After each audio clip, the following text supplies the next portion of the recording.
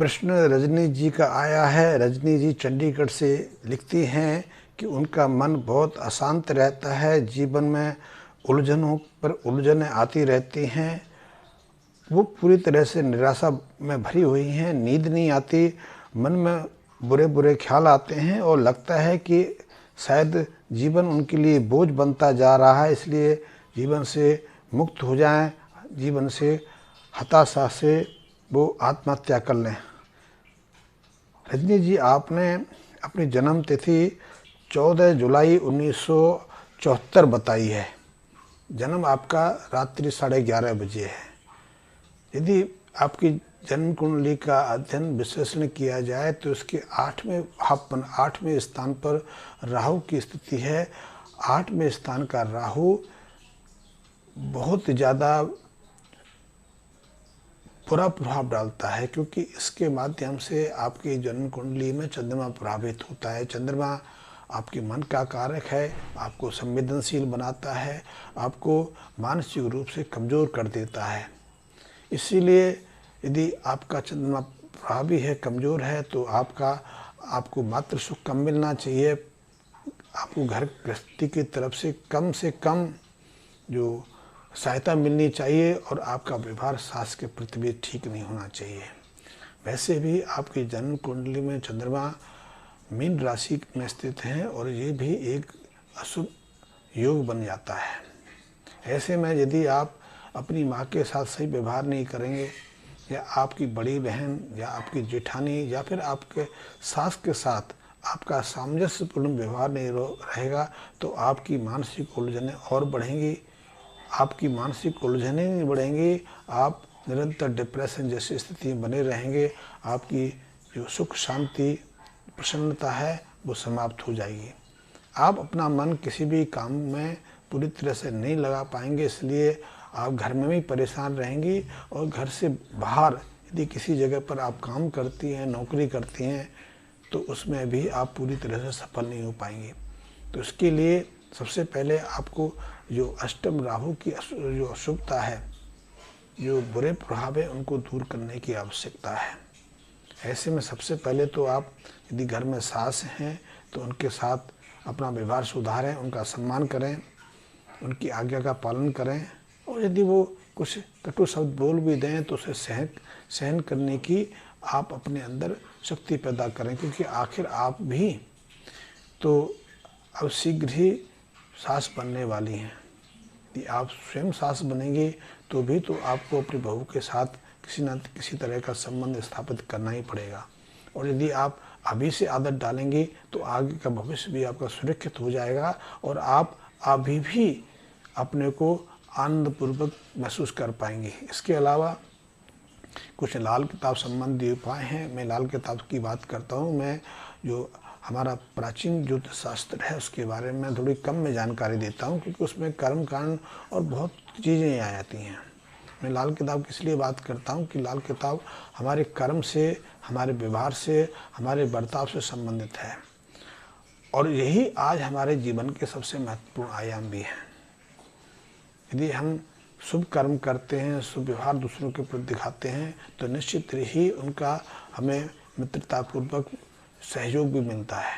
इससे हमें अपने जीवन को सुखद आगे बढ़ाने में मदद मिलती है, परिवार में सुख शांति बनी रहती है, हम अपने जीवन में भी कामयाब हो पाते हैं।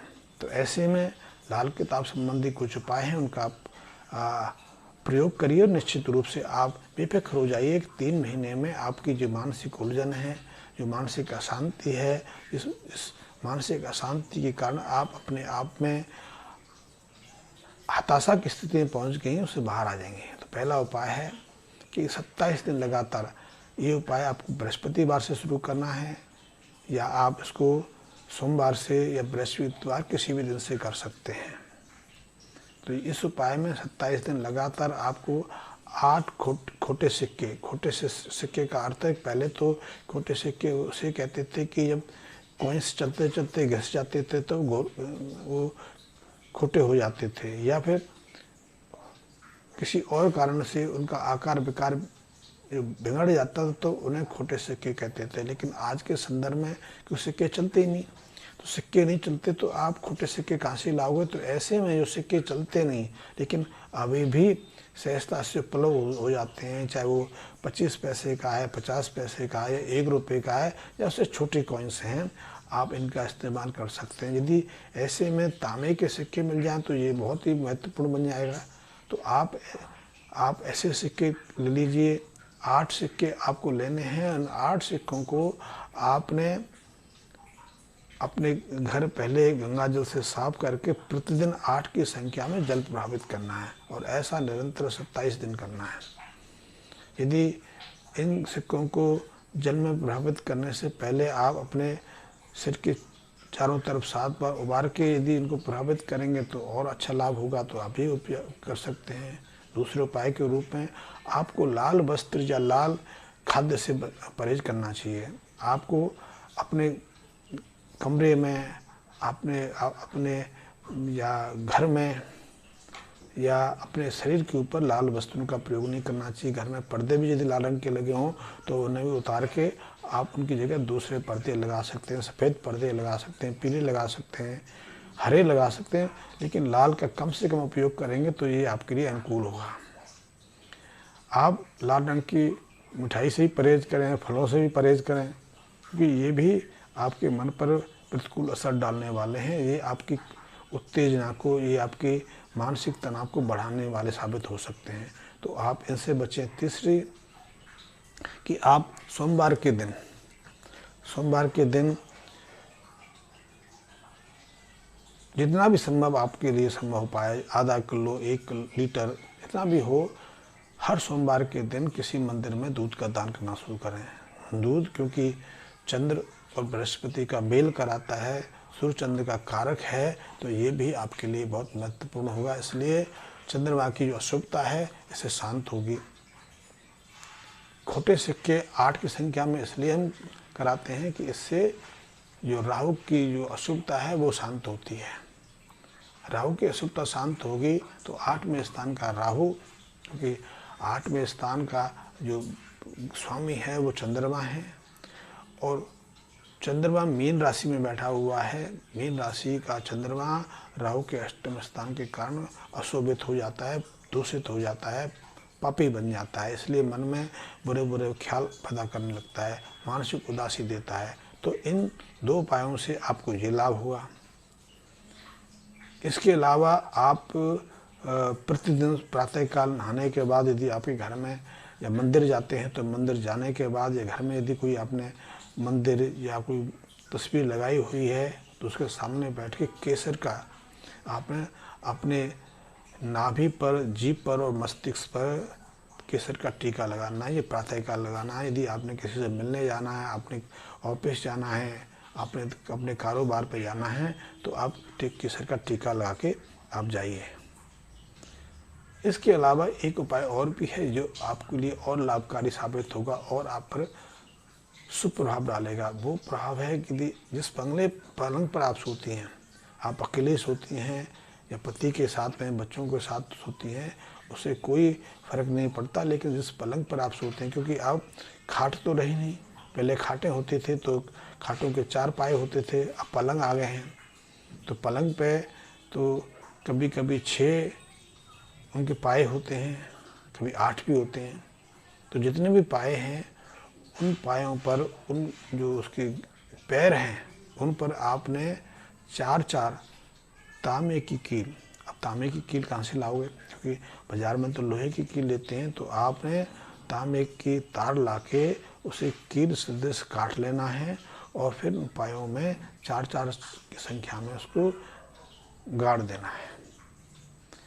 तांबा मंगल का कारक है, पाया फिर राहु का कारक है, और जब राहु में मंगल की चीज़ स्थापित की जाती है तो राहु की अशुभता तो शांत होती ही होती है। आपकी जन्म कुंडली में या ऐसी जो जातक की जन्म कुंडली में मंगल और प्रभावी बन जाते हैं और वो चंद्रमा को मदद करते हैं। इससे आपकी मानसिक स्थिति में सुधार आएगा, आपकी संकल्प शक्ति में प्रबलता आएगी, आप अच्छे निर्णय ले पाएंगे, आप उदासी से बाहर आ पाएंगे। आपको इस उपाय से न केवल मानसिक उलझन से बाहर निकलने में मदद मिलेगी, बल्कि आप यदि नौकरी करती हैं या व्यवसाय करती हैं या परिवार में आपका सामंजस्यपूर्ण व्यवहार नहीं है, आपका जो मित्र मंडली है वो सुदृढ़ नहीं है, उसमें भी निरंतर किसी न किसी बात को लेके कन्फ्यूजन बना रहता है, तो इस उपाय से उसमें भी आपको मदद मिलेगी। तो आप ये 4-5 उपाय सहज उपाय हैं, आप इनको करिए। लाल किताब संबंधी उपाय तत्काल प्रभाव देते हैं। वैसे इस उपाय के साथ एक और उपाय कर सकते हैं, वो साल में आपको अपने जिस दिन जन्मदिन होता है उस दिन प्रातःकाल के समय करना है।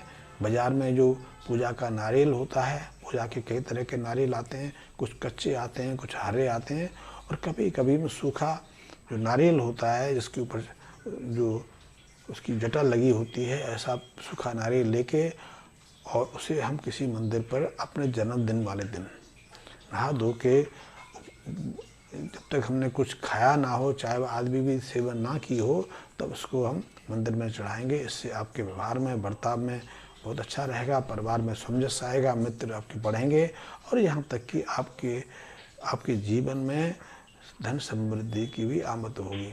तो आप ये उपाय करिए, आपको निश्चित रूप से लाभ होगा।